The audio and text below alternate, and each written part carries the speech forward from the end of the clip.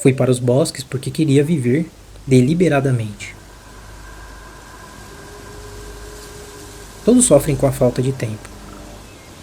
Mas e se o maior problema não for falta de tempo, mas sim de excesso?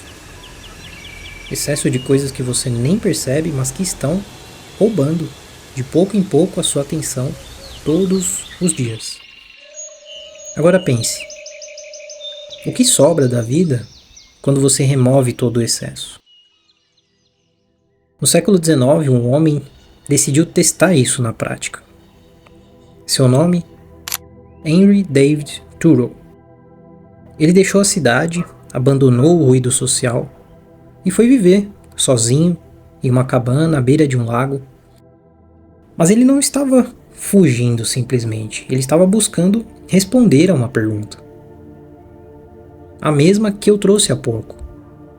O que sobra da vida quando você remove o excesso? E buscando respondê-la, ele disse que passaria a viver deliberadamente. Ou seja, viver com intenção. Largar o piloto automático. E dessa experiência, vivendo deliberadamente no bosque, nasceu a sua obra, Walden. E mesmo naquela época, Thoreau já percebia algo que hoje tem ficado cada vez pior. Que a maioria das pessoas não vive mais, só reagem.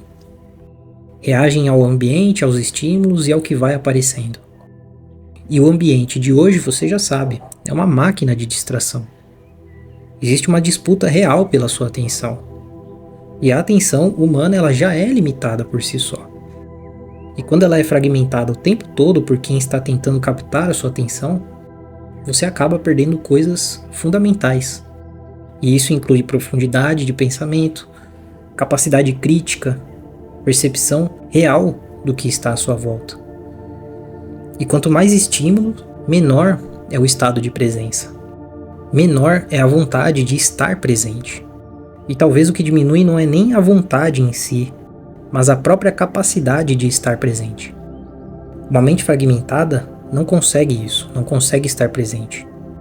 E foi exatamente isso que Thoreau tentou romper lá atrás.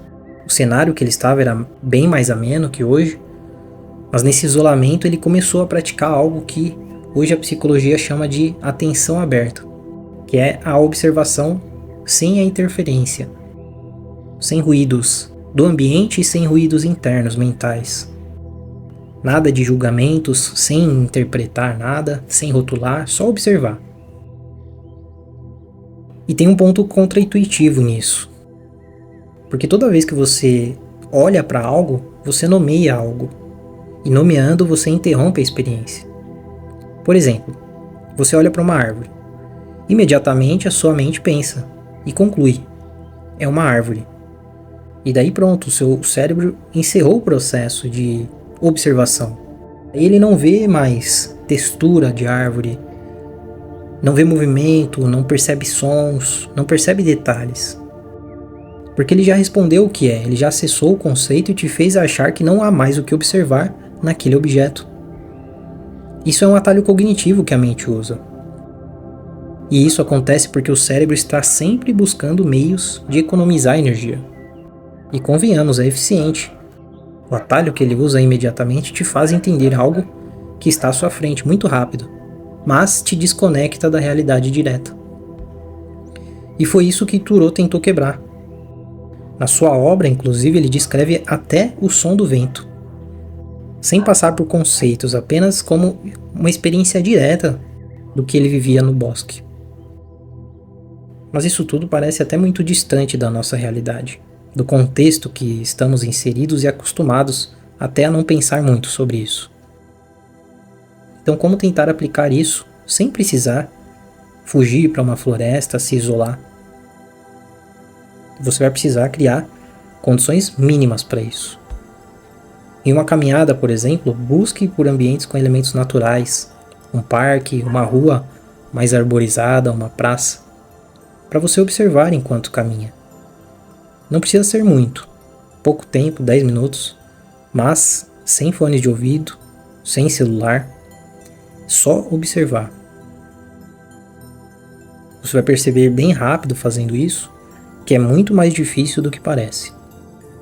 Você pode também pegar um tempo do dia para remover tudo que for de estímulo visual, auditivo ou qualquer outro tipo de interação. E fazer isso é diferente de relaxar, não é para relaxar. É apenas para parar, ficar em silêncio, sem ter intenção de nada, sem objetivo. É só para você perceber o que surge quando você remove todo esse ruído ao seu redor. E aqui pode surgir muita coisa interessante, viu? Desde uma percepção diferente sobre algo, até uma sensação de integração com o ambiente que você está. Thoreau buscou viver deliberadamente, longe, mas para viver assim, deliberadamente, talvez você não precise ir para tão longe. Talvez você apenas precise arrumar uma forma de permitir que a experiência direta com as coisas, com a vida, volte a acontecer. Experimente hoje, observe e depois comenta aqui embaixo se você percebe alguma mudança quando você apenas para de tentar explicar e nomear as coisas.